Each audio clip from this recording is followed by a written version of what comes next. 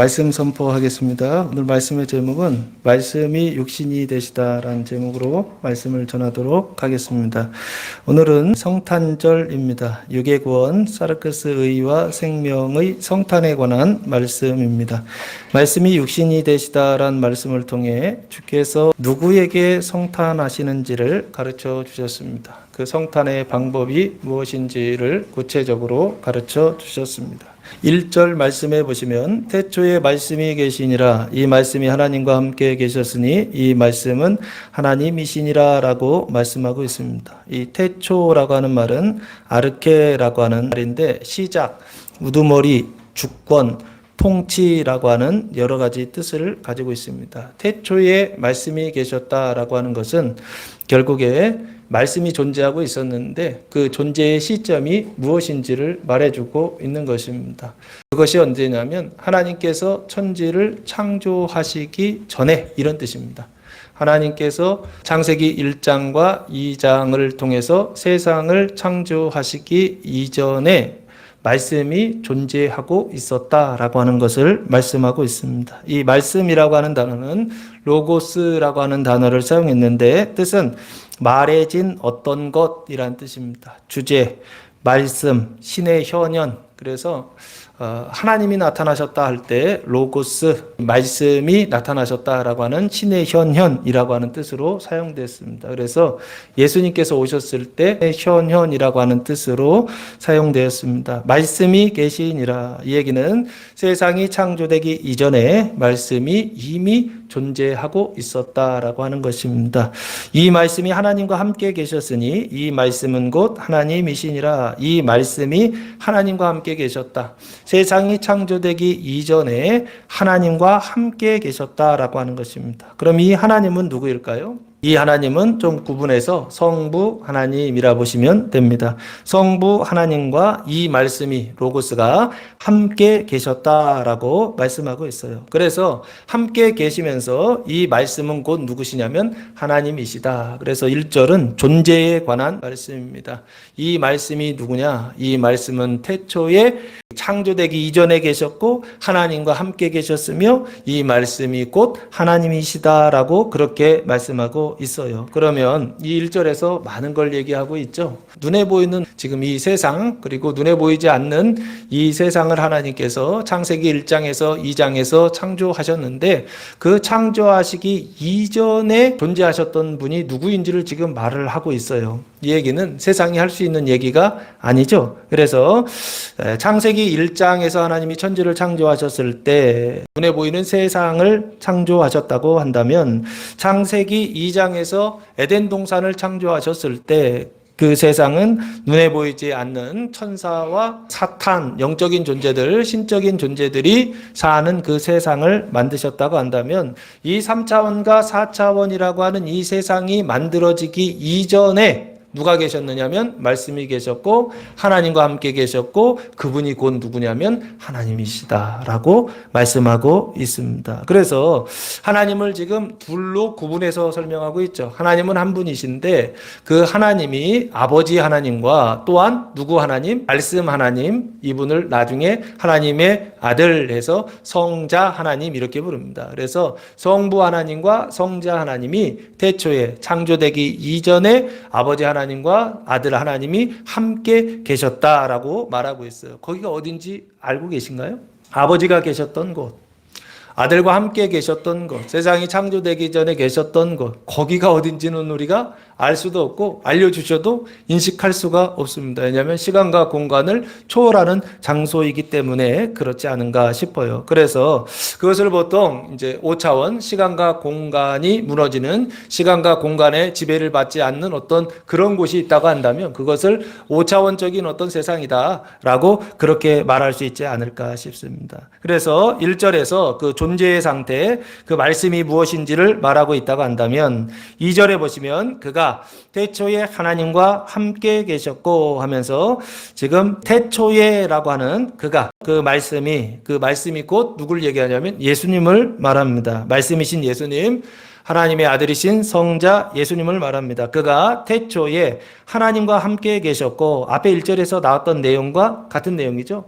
말씀과 하나님이 함께 계셨고 존재의 상태에 있어서 함께 계셨다라고 하는 것입니다. 그런데 특별히 여기서 좀 강조하고 싶은 것은 태초에라고 하는 말입니다. 시간이 존재하기 이전에, 태초에라고 하는 것은 시간과 공간이 창조되기 이전에 말씀이 누구와 함께 계셨느냐면 하나님과, 아버지 하나님과 함께 계셨다라고 하는 것입니다. 그러면서 3절로 연결이 됩니다. 무엇을 하셨느냐? 무슨 일을 하셨느냐? 하나님의 존재의 상태가, 예수님의 그 말씀이 존재의 상태가 하나님이시라고 한다면 그 말씀이 하신 일이 무엇이냐? 이게 3절 말씀, 그 행동이나 그 doing, 무슨 일을 하셨는가에 대한 얘기가 3절에서 이어지고 있습니다. 만물이 그로 말미암아 지은 바 되었으니 지은 것이 하나도 그가 없이는 된 것이 없느니라 라고 말씀하고 있어요. 여기 보시면 그 말씀이 하신 일이 나오고 있죠. 만물이 그로 말미암아, 만물이라고 하는 것은 파스라고 하는 단어를 사용했는데 뜻은 모든이라고 하는 것입니다. 그래서 모든 것이죠. 그 모든 것 전체의 만유, 그래서 그 모든 것을 창조하셨는데 그 모든 것이 뭐냐 하니까 만유, 모든 사물들이죠. 그리고 만인, 모든 사람들을 창조하신 분, 그로 말미암아 지은 바 되었으니 그렇게 말씀하고 있어요. 그래서 만물이 모든 것을 창조하셨는데 이 모든 것은 결국에 뭘 얘기하느냐 하면 눈에 보이는 세상, 그리고 그 세상 속에 있는 것, 이것을 다 하나님 창조하셨죠. 그 말씀이 창조하시고, 그리고 눈에 보이지 않는 세상, 그 세상과 그 세상에 있는 모든 존재들, 이것도 누가 창조하셨다? 그 말씀이 창조하셨다라고 그렇게 보시면 됩니다. 만물이 그 3차원 만유와 만인을 창조하시고 눈에 보이는 세상, 4차원 천사와 사탄, 그리고 눈에 보이지 않는 그 세상을 창조하신 분, 그로 말미암아 지은 바 되었으니 지었다라고, 그러니까 지은 바 되었다라고 하는 건 피조물이라는 뜻이고요. 지었다라고 하는 것은 창조자라고 하는 뜻입니다. 그래서 그로 말미암아 지은 바 되었다는 얘기는 그가 창조했다는 얘기예요. 그러면 그가 말씀이시죠. 하나님이시죠. 그가 예수님을 얘기하는 거예요. 그 말씀이 창조했다는 거예요. 그래서 말씀이 창조자다라고 지금 그렇게 말씀하고 있어요. 지은 바 되었다라고 하는 것은 창조물, 피조물이 되었다라고 하는 것입니다. 그래서 이 되었다라고 하는 단어가 기노마이라고 하는 단어를 사용했는데 발생하게 되는 원인이 되다. 그래서 무엇이 되다라고 하는 그런 뜻을 가지고 있어요. 그러니까 지은 바 되었다라고 하는 것은 결국에 구체적으로 뭘 얘기하느냐? 창세기 1장과 창세기 2장을 말하는 것입니다. 그 얘기는 결국에 세상이, 눈에 보이는 세상과 눈에 보이지 않는 세상이 창조되었는데 무엇을 따라서 창조되었다? 말씀을 따라서 창조되었다라고 하는 것입니다. 말씀이 마치 뭐냐면 설계도인 것이죠. 그 말씀이 설계도가 되고 말씀이 원리가 되어서 그 말씀을 따라서 세상이 만들어지고 말씀을 따라서 존재들이 만들어지고 말씀을 따라서 모든 만유가 만들어졌다라고 하는 것을 성경이 말씀하고 있어요. 아, 이게 지금 시간 순으로 지나가고 있구나라는 걸 확인할 수가 있어요.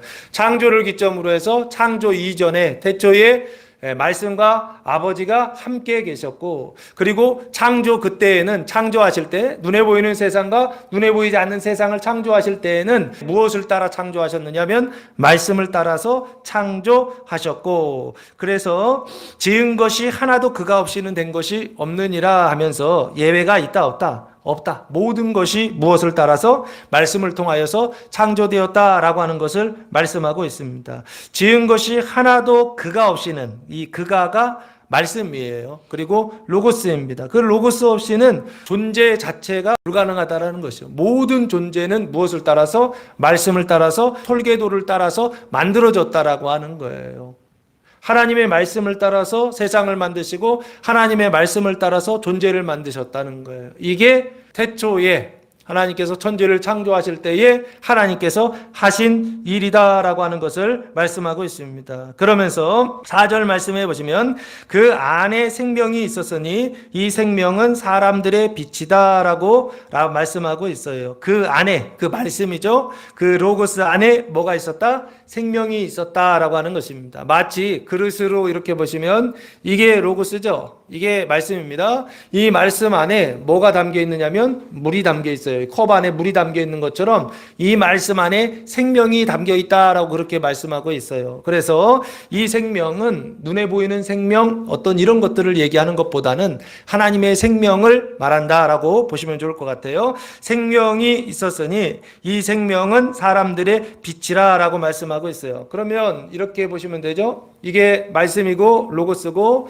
그 안에 이 물이 생명이고 그 생명을 인식할 때는 뭐로 인식하냐면 빛이다라고 그렇게 말씀하고 있습니다.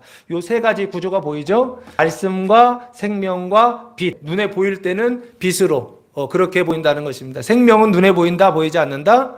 눈으로는 안 보인다 이런 뜻이죠. 그런데 그 생명을 인식할 수 있는 방법이 하나 있다라는 뜻이에요. 그건 뭐다? 빛을 통해서 우리는 그 생명을 인식하고 그 말씀을 인식한다라고 그렇게 보시면 좋을 것 같습니다. 그래서 이 생명은 사람들의 빛이라 할 때 이 빛이라는 단어는 푸호스라고 하는 단어인데 발광이라는 것입니다. 그러니까 빛을 밖으로 어떻게 하는 거냐면 비추는 것이죠. 발광하여서 사람들이 그 빛을 보고 인식하게 하는 그런 발광, 빛, 발광체라고 하는 그런 뜻을 가지고 있습니다. 그래서 그 안에 생명이 있었고 그 생명이 사람들의 빛이기 때문에 그 빛을 믿으면 어떻게 될까요? 로고스가 있고 로고스 안에 생명이 있고 그 생명을 빛을 통해서 우리가 인식하고 깨닫고 믿으면 그러면 어떻게 될까요? 요한복음 12장 36절 말씀에 보시면 너희에게 아직 빛이 있을 동안에 빛을 믿어라. 그리하면 빛의 아들이 되리라 라고 말씀하고 있어요. 빛이 있고 그 빛을 어떻게 해요? 믿으면 뭐가 된다? 빛의 아들이 된다. 자녀가 된다, 딸이 된다, 똑같은 얘기죠. 빛의 자녀들이 된다라고 하는 것을 말씀하고 있어요. 그래서 빛의 자녀들이 되었을 때 무슨 일을 하느냐? 마태복음 5장 14절 말씀해 보시면 예수님께서 산상수훈을 말씀하시면서 이렇게 말씀하십니다. 너희는 세상의 빛이라 산 위에 있는 동네가 숨겨지지 못할 것이요 사람이 등불을 켜서 말 아래에 두지 아니하고 등경 위에 두나니 이러므로 집안 모든 사람에게 비추느니라 라고 말씀하고 있어요. 세상의 빛이기 때문에 세상을 비추라 라고 지금 말씀하고 있죠. 그러니까 빛의 자녀들은 세상의 빛이기 때문에 세상 속에서 빛을 비추며 살아가야 된다라고 하는 것을 산상수훈을 통해서 예수님께서 말씀해 주셨습니다.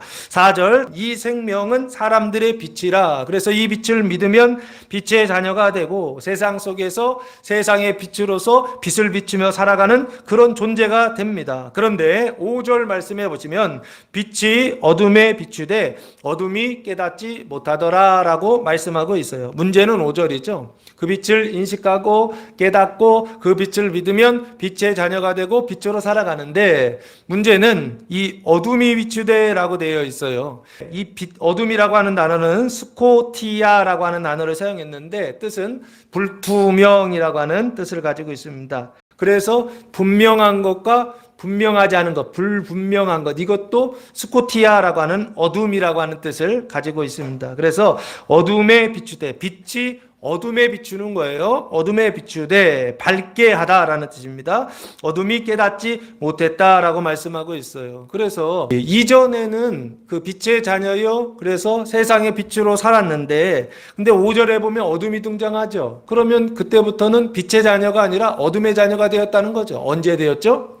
창세기 3장에 아담과 하와가 타락했을 때 그때부터 뭐가 되었느냐면 빛이 어둠이 되고 빛의 자녀가 어둠의 자녀가 되었다라고 그렇게 볼 수 있겠죠. 여기서도 구조가 똑같아요. 어둠에 비추되 어둠이 깨닫지 못하더라라고 되어 있어요. 그러면 아까 말씀이 있고 말씀 안에 생명이 있고 그리고 이게 빛이라고 그랬죠. 그러면 반대로 어둠이 있고 눈에 보이는 게 어둠이라고 한다면 그 안에는 뭐가 있는 거예요? 아까 생명이었으니까 반대로 생각하시면 돼요. 사망이 들어있죠. 사망이 들어있고 그 사망이 인식될 때는 어둠으로 인식되는 거예요.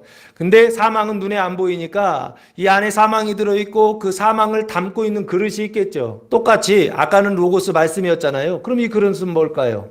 아까 그 말씀이 로고스, 하나님의 말씀, 그리스도의 말씀이었다고 한다면 이 사망을 담고 있는 이 그릇은 뭘까요? 똑같이 말이겠죠? 말인데 누구의 말일까요? 뱀의 말이다라고 그렇게 말씀드렸죠. 그래서 그 뱀의 말을 들으면 그때부터 뭐가 되느냐면 타락하게 되어서 아무리 선하게 살고 아무리 의롭게 살고 아무리 사랑하며 세상 속에서 산다 하더라도 뱀의 말을 듣고서 그렇게 살면 그것은 뭐다? 하나님 보실 때의 타락이다라고 그렇게 말씀을 드렸어요. 세상에서 볼 때에는요, 잘한다 칭찬받겠죠. 사람들이 볼 때에는 의롭다, 선하다, 아름답다, 잘한다 라고 그렇게 칭찬할 것입니다. 그러나 하나님 보실 때에는 칭찬하신다 안 하신다? 안 하신다는 거예요. 아마 자기 자신도 처음에는 사람들로부터 칭찬받는 거 이런 거 좋아할지 모르겠어요. 근데 자꾸 듣다 보면 나중에는 짜증날지도 모르겠어요. 그게 뱀의 말을 듣고 살아갈 때 나타나는 모습이다라고 그렇게 보시면 됩니다. 그래서 빛이 어둠에 비추되라고 말씀하고 있어요. 그 얘기는 그 빛이 하나님이 그 말씀이 어둠을 비추어 주신다 안 비추어 주신다?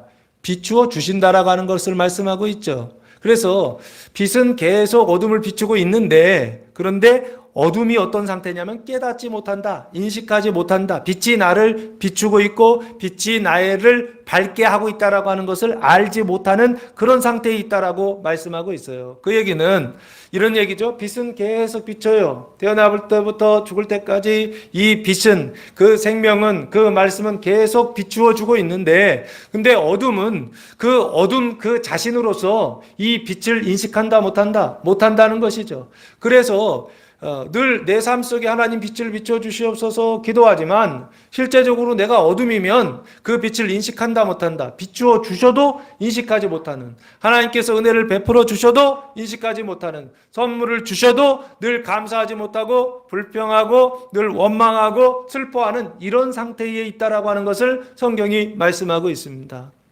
하나님은, 성경은 끊임없이 진리를 말해주는 거예요. 하나님 계속 은혜를 베풀어 주시고 하나님은 계속 빛을 비춰주시고 생명을 나눠주셨지만, 그러나 사람은, 어둠이었던 사람은, 뱀의 말을 듣고 있는 사람은, 타락한 사람은 자기 선을 따라 자기 생각을 따라 자기의 올바름을 따라 살아가고 있는 이 사람은, 어둠 속에 사로잡혀 있는 사람은 그 빛을 인식한다 못한다? 못한다. 그래서 인생을 살면서 늘 슬픔이고 늘 근심이고 늘 염려이고 늘 감사하지 못하는 불평하는 이런 상태에 머물러 있게 되더라라고 하는 것입니다. 그래서 어둠이 깨닫지 못하더라라고 했을 때 이 어둠은 언제부터 언제까지 깨닫지 못했느냐라고 했을 때 이게 이제 다 과거 얘기예요. 창조 이전의 태초에 함께 계셨고, 창조 때는 세상을 창조하셨고, 그리고 어둠이 있었을 때는 그 어둠 속에 빛을 비춰주셨어요. 그런데 깨닫지 못하는 상태가 계속되죠. 언제부터 언제까지요? 아담과 하와가 타락했을 때부터, 어둠이 시작됐을 때부터 언제까지요? 어둠이 끝나는, 사망이 끝나는, 그 사망을 멸하는 그날까지 깨닫지 못하는 상태가 계속되겠죠. 그날이 언제예요?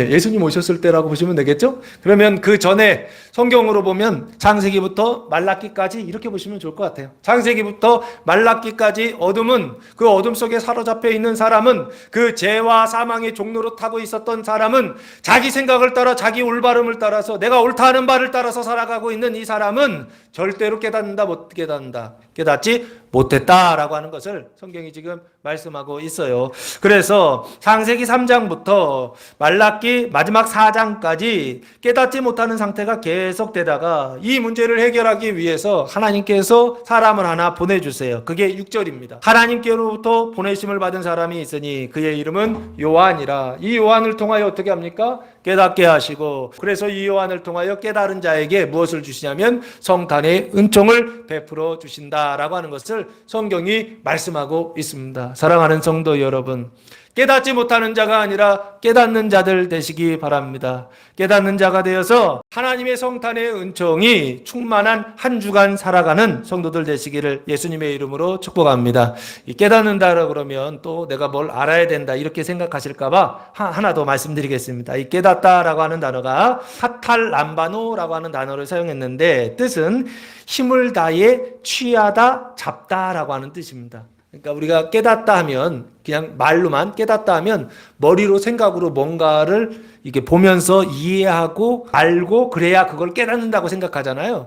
근데 이 카탈람바로라고 하는 단어는 원래 뜻이 힘을 다해서 취하다, 잡는 거예요.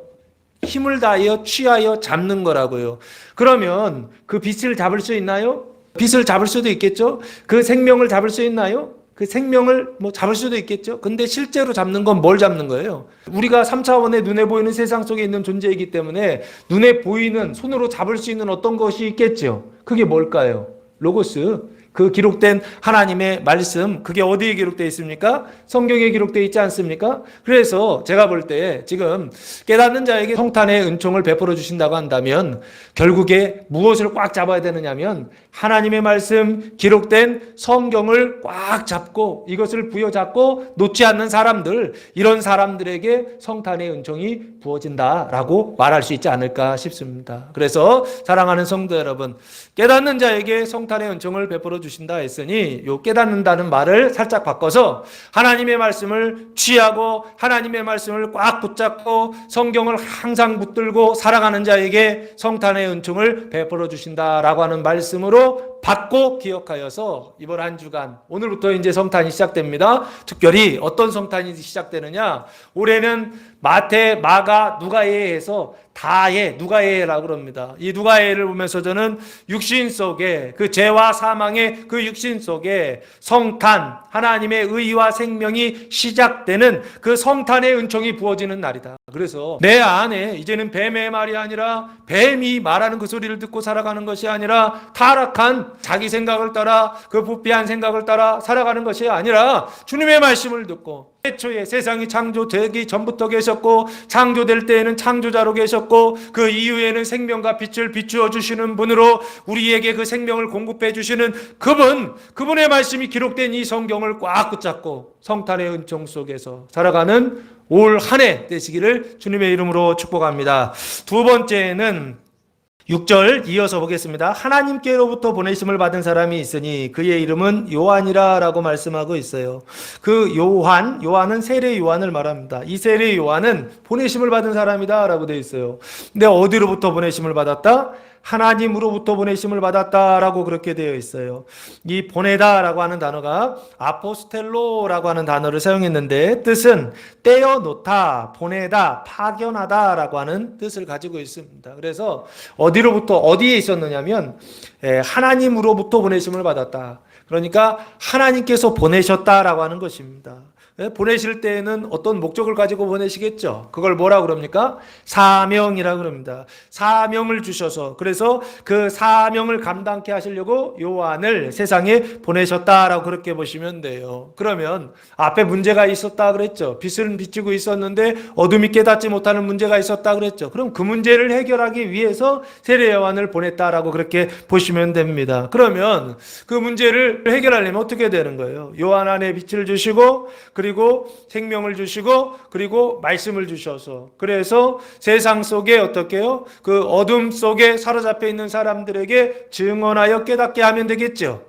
깨닫게 하는 그 일이요. 하나님의 말씀을 붙드는 그 일이요. 그것에 관하여서 증언하는 그 일을 하러 온 사람이 바로 누구냐면 세례 요한이다. 그래서 7절 말씀해 보시면 그가 증언하러 왔으니 곧 빛에 대하여 증언하고 모든 사람이 자기로 말미암아 믿게 하려 함이라 라고 말씀하고 있습니다. 그가 요한이죠. 증언하러 왔으니 이 증언이라고 하는 단어가 말티리아라고 하는 단어를 사용했는데 뜻은 법적으로 확증하다, 증명하다라고 하는 것입니다. 사적으로 말하는 게 아니죠. 증언한다라고 하는 것은 법적으로 증언하는 것을 말하는 것입니다. 그래서 지금 증언하러 왔으니라고 되어 있죠. 이 단어가 좀 중요해요.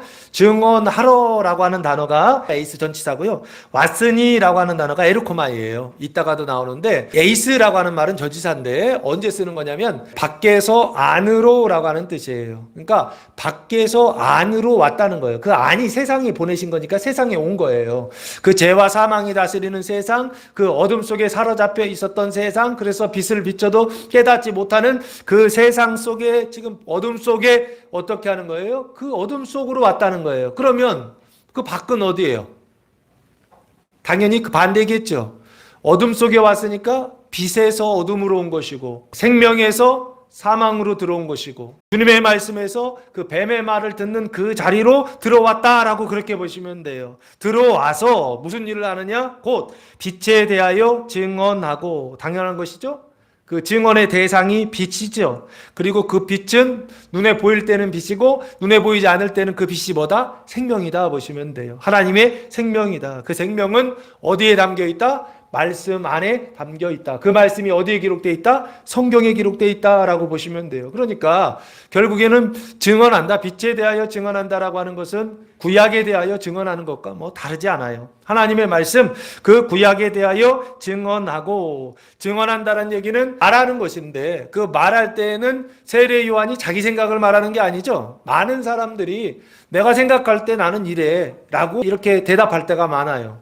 나는 이렇게 생각해 라고 생각하면서 그 생각을 따라서 살아가는 성도들이 많이 있어요. 자기 생각을 따라가 살아간다고요.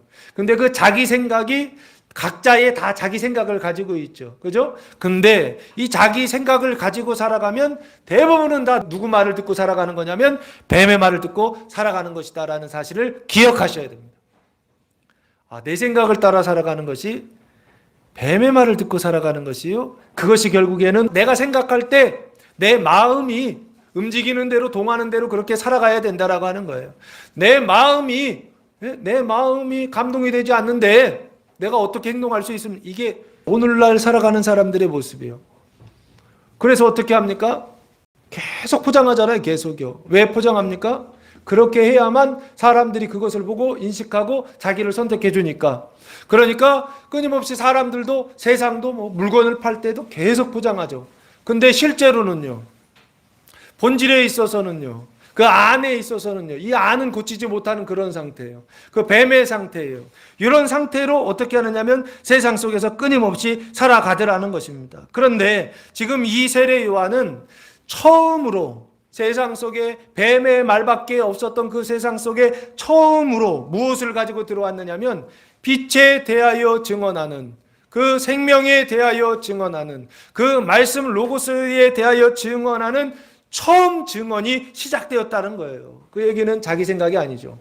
누구의 말씀이다? 하나님의 말씀, 로고스이겠죠. 그럼 그거를 하나님의 말씀을 말하고 영감을 받아서 말하는 것, 그걸 뭐라 그럽니까? 이걸 예언이라고 하지 않습니까? 지금 예언하고 있는 거예요. 선지를 받아서 하나님의 말씀을 대언하고 있는 것입니다. 빛에 대하여 증언하고 모든 사람이 자기로 말미암아 믿게 하려 함이라. 이게 목적이죠. 믿게 하는 거예요. 근데 누가요? 모든 사람이요. 이 모든 사람은 5절에 어떤 사람입니까? 빛을 비추지만 그 빛이 비추고 있는지를 깨닫지 못하는 그 모든 사람이죠. 그 어둠 속에, 그 사망 속에 그 뱀의 말을 듣고 있는 그 모든 사람들에게 어떻게 해요? 자기로 말미암아 믿게 하려 함이라라고 말씀하고 있어요. 그래서 이 사람들을 저는 사르크스 죄와 사망의 상태다라고 보고, 그 사르크스 죄와 사망의 상태의 대표적인 게 뭐가 있을까라고 했을 때 저는 두 가지로 봅니다. 그게 뭐냐면 나태와 분노입니다. 우리 예전에 죄 7종 설명할 때 7가지 큰 죄가 있다. 첫째는 탐심, 두 번째는 교만, 세 번째는 음란. 그래서 그 교만으로부터 나태와 분노가 나오고 음란으로부터 인색과 질투가 나온다라고 그렇게 말씀드렸죠.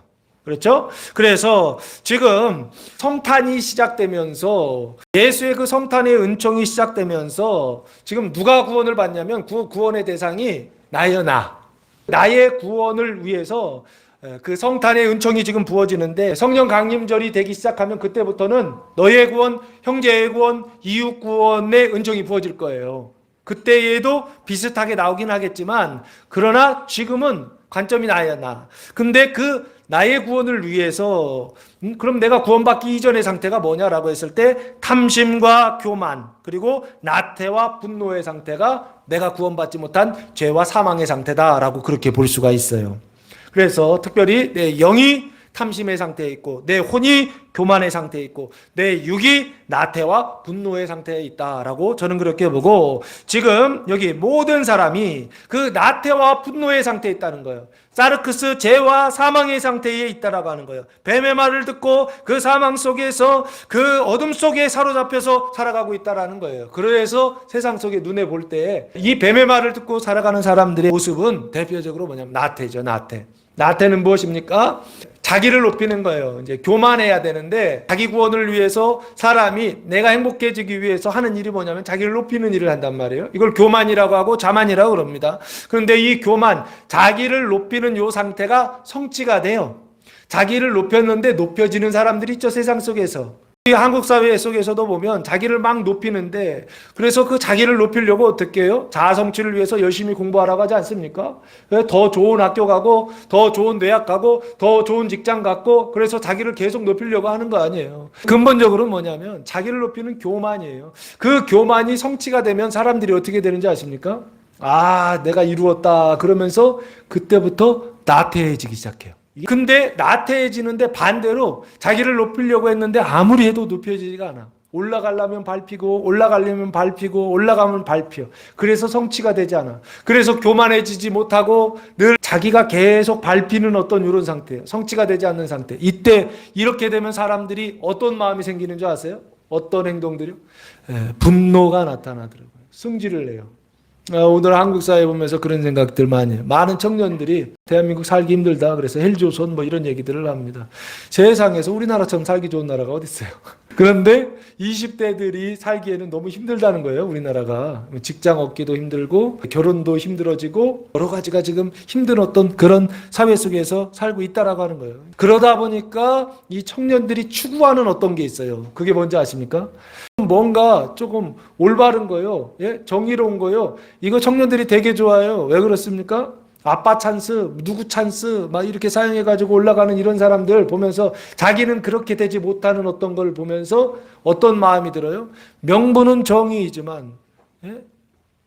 명분은 공의이지만, 올바름이지만, 실제적으로는 뭐예요? 자기 분노를 그렇게 표출하는 것 뿐이죠. 여기요. 모든 사람이 자기로 말미암아 믿게 하려 함이라 할 때 이 사람들의 상태는 사르크스 죄와 사망의 상태요. 그 사르크스 죄와 사망의 상태의 대표적인 모습이 두 가지, 나태와 분노의 상태, 이 두 가지 모습을 가지고 있지 않는가라는 생각을 했습니다. 그래서 가진 자들은 나태한 상태를 가지고 있고, 그리고 갖지 못한 사람들은 분노한 상태를 가지고 있어서, 그래서 이런 세계관이 있죠. 가진 자와 못 가진 자의 세상. 그래서 그 세상 속에서 사람이 구원을 받고 행복하기 위해서는 무엇을 해야 된다? 투쟁을 해야 된다. 혁명을 일으켜야 된다. 이런 세계관 철학을 가진 그런 것 있지 않습니까? 왜냐하면 그렇게 보이니까 그래요. 세상이 가진 자와 못 가진 자로 보이기 때문에 그래요. 왜 그렇게 보이느냐? 이 죄와 사망이 다스리는 세상 속에서 사람들이 살아가고 있기 때문에 그런 거 아닌가. 그 나태와 그 분노의 그 태도 속에서, 그 세상 속에서 사람들이 살아가기 때문에 그래서 그렇게밖에 볼 수 없고, 그래서 그런 이론과 그런 철학들, 행동 지침들을 만들어낸 게 아닌가라는 생각을 해봤어요. 모든 사람이 자기로 말미암아 믿게 하려 함이라. 그러면 자기는 세례 요한입니다. 그 요한으로 말미암아 그 증언, 빛에 대하여 증언하는 것으로 말미암아 결국에는 어디까지 도달하는 거예요? 믿게 하는 것으로 도달하는 것이죠. 그러면 그 믿는다는 게 뭡니까? 피슈튜오라고 하는 단어를 사용했는데 뜻은 믿음을 갖다 신용하다라고 하는 뜻입니다. 그러니까 뭘 믿는 거예요? 빛을 믿는 것이죠. 그리고 생명을 믿는 것이죠. 그리고 말씀을 믿는 것이죠. 그래서 그 말씀을 믿는 게 결국에는 뭐냐라고 했을 때 뱀의 말을 듣는 것처럼 예수 그리스도의 말씀을 듣는 자 되게 하려 합니다라고 그렇게 볼 수 있습니다. 그 예수 그리스도의 말씀을 듣는 자를 사르크스 의와 생명의 사람이라고 그렇게 보고, 그 사르크스 의와 생명의 대표적인 모습이 바로 두 가지, 성실과 인내다. 그래서 나태는 성실로 바뀌고, 그리고 분노는 인내로 바뀌어서, 그래서 성탄의 은총이 부어질 때 그때 이 두 가지가 작동하는 것이죠. 나태한 사람들은 더 성실하게 하시고, 그리고 분노하고 있는 사람들은 인내하고 참게 하시는 그런 하나님의 인도하심이 있을 것이다 라고 말씀하고 있는 것입니다. 그것을 위하여서 세례 요한이 왔고, 세례 요한이 증언하고 이 일을 하는 사람으로 존재한다. 그 증언의 목적을 설명하고 있습니다. 그래서 8절 말씀해 보시면, 그는, 세례 요한은 이 빛이 아니요 이 빛에 대하여 증언하러 온 자라라고 그렇게 말씀하고 있어요. 왜 이런 얘기를 했을까요? 사람들이 볼 때에 빛에 대하여 증언하면 뭐라고 착각하는 거예요? 빛이다라고 그렇게 착각할 수 있기 때문에 빛이 아니다라고 아주 분명하게 선언을 하고 있어요. 그러면서 이 빛에 대하여 증언하러 온 자다라고 그렇게 말씀하고 있어요. 2000년 전에는 이 얘기가 맞아요. 그렇죠? 근데 예수님이 십자가에 달려 돌아가시고 부활하신 이후에 지금 우리에게는 세례 요한은 빛이 아니죠. 그런데 이 예수님을 믿는 우리들, 이걸 그리스도인이라고 부릅니다. 예수 그리스도를 믿고 구원받은 성도들, 그 그리스도인들은 빛입니까? 빛이 아닙니까? 빛이죠? 그래서 이게 착각하지 말라고, 오해하지 말라고 말씀드리는 거예요. 세례 요한이 빛이 아니니까 우리도 빛이 아니다, 이렇게 생각하실까봐 혹시나 말씀드리는 겁니다.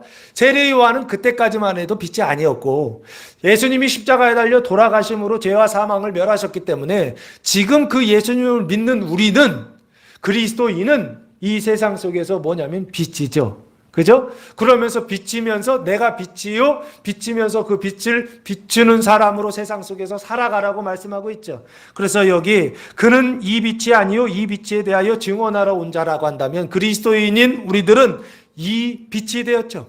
그래서 빛의 사명을 가지고 빛을 비추는, 빛을 증언하면서 빛을 비추는 그런 사람이 되게 하셨다라고 하는 것입니다. 9절, 참빛 곧 세상에 와서 각 사람에게 비추는 빛이 있었나니. 참빛이라고 되어 있죠. 알레테이아라고 하는 단어를 사용했는데 진실한, 참된, 그래서 보통 이제 참되다 할 때 이 참이라고 하는 단어를 사용합니다. 빛, 푸호스라고 하는 단어를 사용했어요. 빛, 곧 세상에 와서 각 사람에게 비추는 빛이 있었나니. 이 구절은 다시 과거로 돌아갔어요. 왜 그러냐면 10절에 이렇게 돼 있어요. 그가 세상에 계셨으며 세상은 그로 말미암아 지은 바 되었으되 세상이 그를 알지 못하였고. 아까 깨닫지 못했다는 얘기와 이게 같은 얘기예요. 그러면서 11절 자기 땅에 오매, 이게 성탄이거든요. 그러니까 다시 과거로 돌아가서 9절 10절이 다시 설명하는 겁니다. 참빛 그 세상에 와서, 여기 보시면 세상에라고 돼 있죠. 그 세상을 코스모스라고 한다면 그 세상은 깨닫지 못하는 세상이고 그 어둠 속에 있는 세상이고 그 뱀의 말을 듣고 있는 세상이고 나태와 분노 속에 있는 세상이에요. 그 세상에 왔다는 거예요. 근데 그 애자가 에이스라고 하는, 아까 똑같이 썼어요. 전치사를 또 쓰고 있어요.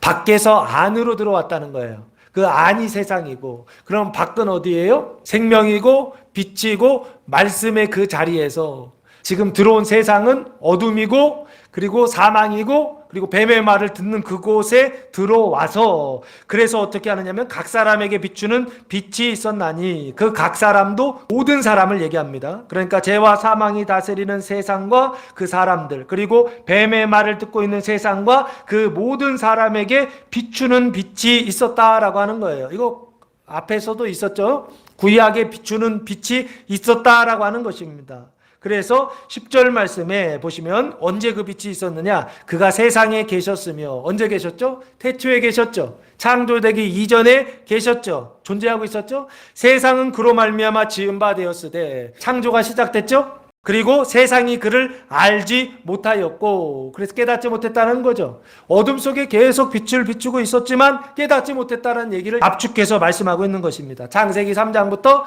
말라기까지 세상이 그를 알지 못했다라고 그렇게 말씀하고 있어요. 그래서 구약이 끝나는 때까지 알지 못했어요. 근데 언제 알기 시작했다? 신약이 시작할 때, 그때부터 어떻게 하는 거예요? 알기 시작했다라고 그렇게 보시면 돼. 그게 11정입니다. 사르크스, 그 죄와 사망의 상태에 있는 사람들이 그 나태와 그 분노 속에 있을 때는 알지 못했는데, 11절 자기 땅에 오매, 참빛이 자기 땅에 왔다는 거예요. 그런데 재밌는 게 이 땅은 죄와 사망이 다스리는 땅이에요. 뱀의 말을 듣고 어둠 속에 사로잡혀 있는 땅이에요. 그런데 그 땅을 지금 뭐라 그래요? 자기 땅이라고 그랬죠. 참 빛의 땅이라 그러죠. 생명의 땅이라 그러죠. 그 말씀의 땅이다, 소유구를 지금 이야기하고 있다고요. 지금 눈으로 볼 때는 뱀이 다스리고 있는데, 근데 실제 소유자는 누구다? 하나님이 진짜 소유자다라고 그렇게 지금 말씀하고 있는 거예요. 그래서 땅에 오매, 자기 백성이, 그래서 땅에 온다라고 하는 건 결국에 말씀이 오는 거고 생명이 오는 거고 하나님이 오신 것이죠. 하나님이 오시는 걸 뭐라고 그래요? 강림이라고 하고 성탄이라고 하고 재림이라고 하지 않습니까? 그래서 여기 오매, 지금 처음 오셨으니까 자기 땅에 지금 처음 오신 거예요. 그걸 성탄이라고 봐야 되지 않는가. 오매 자기 백성이 영접하지 아니하였으나, 자기 땅 자기 백성이라고 얘기하죠. 그 자기 백성의 상태가 어둠의 상태예요. 그리고 사망의 상태예요. 뱀의 말을 듣고 있는 상태예요. 그래서 나태와 분노의 상태다라고 계속 말씀드리는 거예요. 영접하지 않았다는 거예요. 그럼 계속 받아들이지 않았다는 거예요. 그럼 계속 어떤 상태에 있다는 것입니까? 그 죄와 사망의 상태, 뱀의 말을 듣고 있는 상태, 나태와 분노의 상태에 있었다는 것입니다. 그리고 그 참빛을 영접하지 않았다는 것입니다. 그 참빛은 그럼 무엇입니까? 사르크스 의와 생명의 사람을 받아들이지, 그 말씀을, 생명을 받아들이지 못했다는 거예요. 그래서 성실과 인내의 그런 행동들을 받아들이지 않고 거부하고 대적하고 있었다라고 하는 것입니다. 이게 언제 있었던 일이에요? 태초에 있었던 일이죠. 12절, 그러나 이런 문제가 있었으나, 앞에서 한번 얘기했던 걸 다시 반복하는 거예요. 영접하는 자, 곧 그 이름을 믿는 자들에게는 하나님의 자녀가 되는 권세를 주셨으니 라고 말씀하고 있어요. 여기 영접하는 자가 나오죠. 이게 방법이에요. 영접하는 자, 이 영접한다는 게 람바노라고 하는 단어를 사용했는데, 취하다, 잡다라고 하는 거예요. 그러면 뭘 잡는 거예요? 참빛을 잡는 것이죠. 생명 그 말씀을 잡는 것이죠. 그것을 잡는 자, 곧 그 이름을 믿는 자에게, 그 이름이 뭐냐고요? 아까 참빛이라고 그랬죠. 아직 예수는 안 나왔어요. 참빛이요, 그 생명이요, 말씀이다 라고 그렇게만 말씀하고 있어요. 그 참빛을 믿는 자들에게, 믿는다라고 하는 것은 참빛을 받아들이는 것이죠. 신용하고 그리고 맡기고 신뢰하는 것을 얘기합니다. 그래서 사르크스 그 의와 생명, 그 성실과 인내를 따라 살아가는 자들에게는, 그 살기를 다짐하는 자들, 사는 것을 시작하는 자들에게는 이렇게 보셔도 좋을 것 같아요. 하나님의 자녀가 되는 권세를 주셨다라고 말씀하고 있어요. 그 하나님의 자녀가 되는 권세를 주셨다라고 했을 때, 하나님의 자녀가 된다라고 하는 건, 그러면 생각해 보세요. 이전에는 누구의 자녀였다는 거예요? 마귀의 자녀죠. 마태복음 23장 33절 말씀해 보시면, 뱀들아, 독사의 자식들아, 너희가 어떻게 지옥의 판결을 피하겠느냐라고 말씀하고 있어요. 뱀들, 독사의 자식들이라고 말씀하고 있죠. 그렇죠? 믿기 전에, 영접하기 전에는 독사의 자식이라고요. 지금 그 얘기를 분명히 하고 있다고요. 그 독사의 자식들의 상태가 사르크스 죄와 사망의 상태예요. 그때 나타나는 모습이 나태와 분노다라는 거예요. 내가 이 세상 살아가면서 이상해요. 잘 되면 나태해지고 안 되면 분노하고 늘 화나고 불평하고 불만, 늘 근심 속에 살아가는 어떤 만족하지 못하는 계속 이런 상태에 있단 말이에요. 근데 내가 왜 그런 줄 모르는 거예요. 성경이 말씀해주고 있는 것입니다. 네가 누구의 자녀이기 때문에, 독사의 새끼들이기 때문에 이런 일들이 나타나고 있다라고 하는 거예요. 그런데 이런 사람들이 영접하고 이런 사람들이 그 이름 참빛을 믿으면 뭐가 되느냐면 하나님의 자녀가 되는 권세를 주셨다라고 말씀하고 있습니다. 독사의 자식들이 이제는 하나님의 자녀가 되는데, 권세라고 돼 있죠. 이 권세라고 하는 단어가 엑수시아라고 하는 단어를 사용했습니다. 뜻은 특권, 힘, 지배, 능력, 권리, 뭐 이런 뜻을 가지고 있어요. 그래서 이 엑수시아를 지난번에 제가 뭐라고 말씀드렸었죠? 권세들, 능력들, 이 존재들은 우리가 생각할 때, 눈으로 볼 때는 어떤 힘이나 뭔가 할 수 있는 능력, 이런 것들을 엑수시아라고 생각하지만, 실제로 성경에 쓰여질 때 다른 뜻으로, 존재로 쓰여질 때가 있다라고 말씀드렸죠. 그게 뭐라고 그랬습니까? 천사들이요. 하늘의 천사들이요. 눈에 보이지 않는 존재들이요. 그 창세기 2장에 하나님께서 에덴에 들짐승들을 지으셨다 했을 때 그 들짐승들이요. 하늘을 나는 새들이요. 그 존재들을 주셨다라고 지금 그렇게 보시면 좋을 것 같아요. 그래서 사르크스 그 죄와 사망이 사르크스 그 의와 생명으로 나태와 분노가 성실과 인내로 바뀔 수 있는 힘, 그 능력, 눈에 보이지 않는 존재들을 누구에게 주시냐면 믿는 자들에게 주셨다라고 그렇게 말씀하고 있습니다. 그 얘기는 이 사람들이 실력을 갖추고 있다, 못 갖추고 있다, 아직 완전히 하나님의 자녀답게 살아간다, 그 얘기가 아니라 하나님의 자녀답게 살아갈 수 있는 힘, 살아갈 수 있는 능력, 살아갈 수 있는 지식, 살아갈 수 있는 생각, 이런 마음들을 허락해 주셨다라고 하는 것입니다. 실제로는 그렇게 살고 있다 못 산다. 못 살 수도 있어요. 그러나 영접하는 자에게는, 하나님께서 믿는 자들에게는 그런 마음을 주시고 생각을 주시고 능력을 주셔서 이 세상을 살아가는 동안 정말 하나님 자녀처럼 하나님 자녀답게 살아갈 수 있는 그런 힘을 주신다라고 하는 것을, 주셨다라고 하는 것을 성경이 말씀하고 있습니다. 그러니까 이 능력을 사용해야 돼요, 말아야 돼요? 사용해야 됩니다.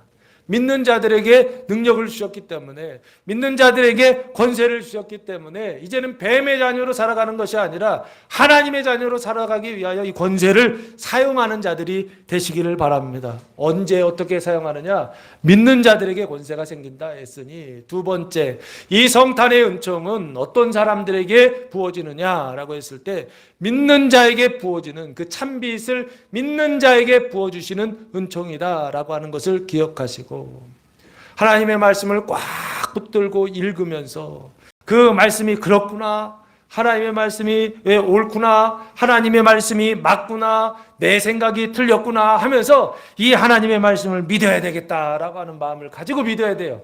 이걸 믿어야 되겠다라고 하는 마음을 갖고 성경을 봐야지, 성경을 보면서도 계속 아니라는 거예요. 그러면은 소용이 없습니다. 아무리 좋은 음식을 선물을 갖다 주더라도 받아 먹지 않으면 내게 되지는 못하는 거예요. 영접하는 자, 믿는다는 건 받아 먹는 겁니다. 하나님의 말씀을 읽으면 먹으라고 읽는 건데, 읽으면서 안 먹어. 계속 읽으면 안 먹어. 음식점에 가서 음식을 주문해 놓고서 안 먹어. 바보 같은 짓 아닌가요? 그죠? 믿는 자들이 되시기 바랍니다. 성경을 볼 때 교회에 와서 내가 예수님을 믿고 성경을 믿고 하나님을 믿고 그 나라 속에서 살아가는 하나님의 자녀가 되어야 되겠다, 이런 마음을 가지고 성경을 봐야 된다고요. 이게 진짠가 가짠가 이런 마음이 계속 들 겁니다. 그런 마음을 계속 부인하고 이게 하나님의 말씀이다, 이 말씀을 믿어야 된다라고 하는 생각을 가지고 하나님의 말씀을 보고 믿기 시작할 때, 그때 성탄의 은총이, 사르크스 육신의 성탄의 은총이 시작돼서 육신 속의 나태와 그리고 분노가 사라지고, 그리고 성실과 인내가 아름답게 우리의 삶 속에 열매 맺고 꽃피게 될 줄로 믿습니다. 하나님의 말씀을 꽉 붙든 자들 되시고 그 말씀을 믿는 자들 되셔서 그 성탄의 은총 속에 살아가시기를 바라겠습니다. 13절, 이는 통으로나 육정으로나 사람의 뜻으로 나지 아니하고 오직 하나님께로부터 난 자들이니라. 세 가지가 아니다 그랬어요. 이는 하나님의 자녀가 되는 것은 혈통 아니다, 혈연 아니다라는 거예요. 피, 혈연 아니다. 두 번째, 육정, 사르크스 델레마라고 하는 단어를 사용했는데, 남자와 여자의 성적인 욕구를 따라서 된 것 아니다, 난 것 아니다라는 뜻입니다. 세 번째, 사람의 뜻으로 나지 않았다. 사람의 뜻이요, 사람의 선택이나 결정으로 난 것이 아니다라는 거예요. 그러면 하나님의 자식이 된다라고 하는 것은 오직 하나님으로부터 난 자들이니라라고 그렇게 말씀하고 있어요. 그래서 하나님의 자녀로 태어났다, 이걸 뭐라 그럽니까? 거듭났다, 중생했다라고 그렇게 말씀하지 않습니까? 거듭나고 중생했다라고 하는 거예요. 그러면 거듭나고 중생하면 뭐가 사라지기 시작하는 거예요? 나태와 분노가 조금씩 사라지는 걸 우리가 경험할 거예요. 그러면서 뭐가 바뀌어요? 막 분노하던 사람이 인내하는 것으로 바뀌고 참는 것으로 바뀌고, 그리고 나태했던 사람이 성실한 사람으로 바뀌죠. 뭔가 이루었을 때 오히려 더 잘 간수를 해야죠. 그렇죠? 그렇죠. 돈이 없을 때 열심히 해서 돈을 벌었어. 그러면 그때부터는 힘들게 벌었으니까 지금부터는 내가 막 써야지, 이렇게 생각하고서 살면 됩니까? 아니죠. 열심히 벌어서 재정적으로도 부자가 되고 잘 되었을 때 그때에도 여전히 나태해지지 않고 여전히 성실함을 유지하기 위해서는 요 성탄의 은총이 있어야 된다는 거예요. 사르크스 그 의와 생명의 성탄의 은총이 없으면 아무리 모아도 소용없어요. 모으면 조금만 모으면 갖다 쓰고, 사람의 상태는 다 상대적이기 때문에 뭐 어느 정도가 부자인지 누구도 말할 수 없잖아요. 어떤 사람은 100만 원만 있어도 부자 같아. 우리가 그래요, 우리가. 어떤 사람은 1000만 원만 있어도 부자 같아. 근데 어떤 사람은 억이 있어야 부자 같아. 사람마다 다 틀린데 그 정도 있으면 그때부터는 어떻게 해요? 나태하게 살아가는 사람들이 있다. 열심히 일하지 않고요. 왜 그러냐? 독살 자식들이라 그런 거예요. 그런데 열심히 신앙생활하고 말씀과 기도 생활하고 말씀을 늘 붙들고 그 말씀을 믿고 그러면서 살아가다 보면 나태와 그 분노가 성실과 인내로 바뀌어서 이 땅에서의 우리의 삶이 정말 하나님의 빛을 발하는 그런 빛의 자녀로서 살아가게 된다라고 하는 것을 말씀하고 있습니다. 사랑하는 성도 여러분, 올 한 해 성실과 인내가 나타나는, 여러분의 삶 속에 하나님의 성실과 인내가 나타나는 그런 성탄의 연총이 충만하게 되기를 예수님의 이름으로 축복합니다. 마지막으로 14절, 말씀이 육신이 되어 우리 가운데 거하심에 우리가 그의 영광을 보니 아버지의 독생자의 영광이요 은혜와 진리가 충만하더라. 이미 하나님의 말씀을 붙들고 하나님의 말씀을 믿고 구원받은 사람이에요. 왜 그러냐면 말씀이 육신이 되어 우리 가운데 거하신다라고 지금 말씀하고 있다고요. 이미 거하고 있어요. 그래서 이 사람은 칭이 중생한 사람이에요. 구원받은 사람이에요. 그래서 그 나태와 분노가 사라지고 그래 성실과 인내가 막 시작된 사람이에요. 이게 막 성실하게 우리 안에서 거룩하게 성장하고 있는 사람이에요. 말씀이 육신이 되셨다. 우리 가운데 지금 거하시고 계시다라고 말씀하고 있어요.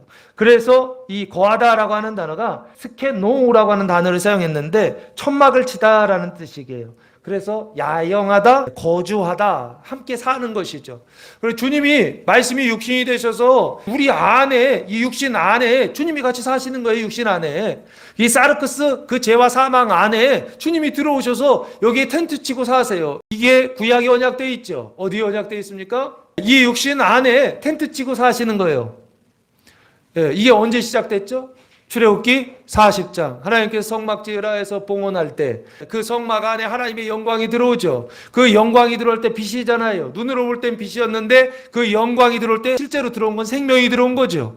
그 생명이 집 안에 텐트를 치고, 성막이잖아요. 텐트를 치고 그 안에 들어와 있죠. 그 안에는 영광이고 생명이죠. 그 텐트 바깥에는요, 그 이스라엘 진영은요, 온통 사망의 상태이죠. 그래서 40년 동안 광야 생활하면서 그 생명을 확장해 나가는 거, 이게 40년 광야 생활의 훈련이에요. 신앙생활 훈련이에요. 인내라고 그러지 않습니까? 인내가 왜 필요합니까? 계속 이루어지지 않는 거예요. 이루어지지 않는 것을 통하여 인내하며 한 걸음 한 걸음 나아갈 때 결국에는 어떻게 성취하게 해주세요. 도달하게 해주세요. 근데 그 도달하는 그 과정까지 화내거나 짜증내거나 분노하는 그런 상태가 아니라 인내하면서 참으면서 오히려 그 상태를 그냥 감사하는 거죠. 주님이 오셔서 하시는 그 십자가의 상태, 그 고난의 상태를 광야 40년 얼마나 힘들어요. 먹을 것도 없고 잘 것도 없고 살기도 너무 힘든, 낮에는 너무 뜨겁고 밤에는 너무 춥고 이런 상태에 있는 어떤 삶의 현장이거든요. 우리의 인생도 마찬가지이지 않습니까? 그런 삶 속에 놓여졌을 때 인내하며 그 길을 걷게 하시는 분, 그분이 바로 하나님이시라고요. 그 성탄의 은총이요, 그 하나님의 성탄이 은총이 임하여서 그래서 함께 거하는 자에게 주시는 은총이에요. 그래서 여기 14절은 한참 성장한 사람이에요. 그 거룩함의 단계에 있는 사람입니다. 우리가 그의 영광을 보니 됐죠. 이 우리는 구원받은 우리가 그의 영광, 말씀이 육신이 되신 그 영광, 그 생명, 그 말씀을 보니, 이 영광이라는 단어가 독사라고 하는 단어입니다. 뜻은 거룩, 위엄, 영예, 그리고 경배, 이런 뜻을 가지고 있습니다. 그러니까 이게 눈으로 볼 땐 빛으로 인식되죠. 근데 눈으로 보지 않을 땐 생명이시다 보면 돼요. 하나님의 생명이다라고 보면 됩니다. 그 영광을 보니 할 때 이 보다라는 단어가 가장 중요합니다. 에아오마이라고 하는 단어를 사용했는데 보는 건데 어떻게 보냐면 가까이서 보다. 가까이서 보니까 안 보이던 것들이 보이겠죠. 그때부터 뭐가 시작되냐면 인식되는 거예요. 지각되다라고 하는 뜻입니다. 보니, 그의 영광을 보니 아버지의 독생자의 영광이요 은혜와 진리가 충만하더라라고 말씀하고 있어요. 이제는 어떤 영광이 보이냐면 하나님의 영광이 아주 신락같이 보이는 게 아니에요. 그 하나님의 영광이 태양과 같이 보이는 거예요. 그래서 충만하게 보이는 그 상태예요. 근데 그 충만한 상태가 아버지의 독생자의 영광이다라고 말씀하고 있죠. 일부러 구분하느라고 그런 거예요. 대조하려고요. 뭐 하고요? 아버지의 독생자라고 하는 게 모노게네스라고 하는 단어를 사용했는데 뜻은 유일한이란 뜻이에요. 그래서 외아들의 영광이다라고 보시면 돼요. 이때까지만 해도 하나님의 아들은 하나예요. 그런데 예수님이 십자가에 달려 돌아가신 이후에는 하나님의 외아들이 아니라 이제는 하나님의 아들들이 생겼죠. 그게 바로 누구예요? 죄송합니다. 하나님의 자녀들이 생겼죠. 그게 바로 누구예요? 아들과 딸들이 누구냐고요? 우리예요. 예수 믿고 구원받은 우리들이란 말이에요. 그렇죠? 그래서 여기는 독생자의 영광이라고 그때는 그렇게 보였는데 지금은 이제는 독생자의 영광이 아니라 하나님의 자녀들의 영광이 그렇게 보이겠죠. 그럼 반대로 하나님의 자녀들의 영광 말고 다른 빛이 있겠죠. 다른 영광이 있겠죠. 그 영광을 아까 독사의 자식들이라고 그랬죠. 그 독사의 자식들의 영광도 있어요. 사람의 영광도 있어요. 다른 하나님 그 가짜의 영광도 있다라고 하는 걸 하나님의 독생자라고 하는 걸 강조하고 있었던 거예요. 왜? 그때에는 이것만이 영광이다. 이것만이 하나님의 영광이다라는 걸 말해줄 필요가 있어서 그래요. 지금도 마찬가지이긴 해요. 교회 다니면서 많은 성도들이 이게 하나님의 영광이라고 생각하면서 신앙생활하는데 하나님의 영광이 아니라 뱀의 영광인 경우들이 많아요. 그리고 그 뱀의 영광을 하나님의 영광으로 착각해서 열심히 신앙생활하며 살아요. 그러면 그의 삶 속에 어떤 열매가 맺힐까요? 나태와 분노라고 하는 두 가지 열매가 항상 맺혀요. 왜? 10년을 해도 똑같고 20년을 해도 똑같아요. 반대로 하나님의 독생자의 영광을 가지고 있으면 성실과 인내의 은총이 계속 부어지기 때문에 우리의 삶 속은 인내와 성실이라고 하는 시간이 필요하다는 거예요. 그래서 하나님 훈련하시고 그래서 그 기간을 통하여서 구원하시는 그것이 십자가가 구원이고 그리고 고난이 은혜이구나 라고 하는 것을 하나님께서 오래 우리의 삶 속에서 보여주실 것입니다. 이게 하나님의 영광이에요. 근데 우리는 다른 영광을 자꾸 찾더라고요. 사람의 영광을 찾더라고요. 잘 되기만을 바라요. 십자가 없는 고난 없는 잘됨을 바란다고요. 그 고난 없는 십자가 없는 그 영광을 바라면 항상 어떤 상태가 되느냐? 나태와 분노의 상태에 이르게 된다는 거예요. 그거 없애려고 일부러 십자가를 주시고 고난을 주신다고요. 그래서 하나님께서 우리에게 십자가를 허락하시고 그리고 끊임없이 고난을 허락하실 때 성실하게 인내하며 그 십자가의 길을 기쁨으로 감사함으로 걸어가는 자들 되셔서 그의 영광을 보았다라고 하는 것처럼 그 영광을 가까이에서 보아야 돼요. 그 영광을 멀리서 보다가 더 가까이에서 보고 더 가까이에서 봐서 그 영광이 확실한 어떤 상태예요. 이것을 은혜와 진리가 충만하더라라고 말씀하는 게 아닌가 싶어요. 은혜는 카리스라고 하는 단어를 사용했고 뜻은 호의, 자비, 그래서 값없이 준다 해서 선물이라는 뜻이고요. 진리는 알레테이아라고 하는 참되다라고 하는 뜻입니다. 그래서 은혜와 진리가 하나님께서 값없이 주시는 그 참된 그 빛이 충만하다라고 말씀하고 있어요. 이 충만하다라고 하는 단어는 플레레스라고 하는 단어를 사용했는데 가득 찬이라는 뜻이에요. 그리고 덮인이라는 뜻이에요. 하나님의 영광이, 하나님의 생명이, 그 하나님의 빛이 충만한 그 상태를 지금 설명하고 있는 것입니다. 그래서 그 영광이 충만한 그 상태를 성경에서는 뭐라고 말씀하고 있느냐라고 했을 때 자기의 구원을 완성하고 너의 구원을 시작하는 그 지점, 거기를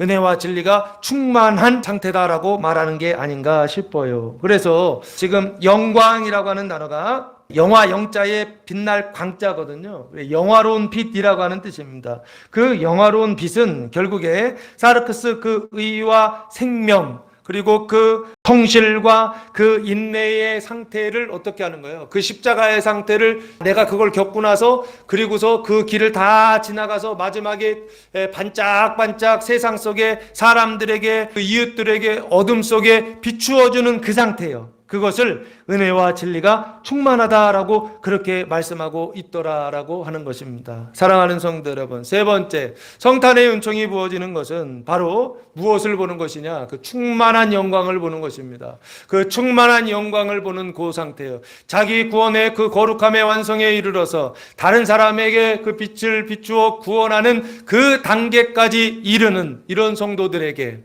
그 영광을 보는 성도들에게 성탄의 은총이 부어진다라고 하는 사실을 기억하시고 이번 한 주간 또한 올해 한 해 동안 사르크스 그 의와 생명으로 주님께서 바꿔주시는 그 성탄의 은총이 충만한 한 주 한 해 되시기를 주님의 이름으로 축복합니다. 기도하겠습니다. 사랑과 은혜가 풍성하신 아버지 하나님, 감사와 찬송과 영광을 올려드립니다. 이번 한 주간 생명의 빛을 힘을 다하여 잡고 그 이름을 믿고 그 영광을 바라보는 자 되게 하셔서 주님께서 성탄하시는 한 주간, 주님께서 성탄하시는 한 해 되는 하나님의 그 은총 속에 살아가는 성도들 되게 하옵소서.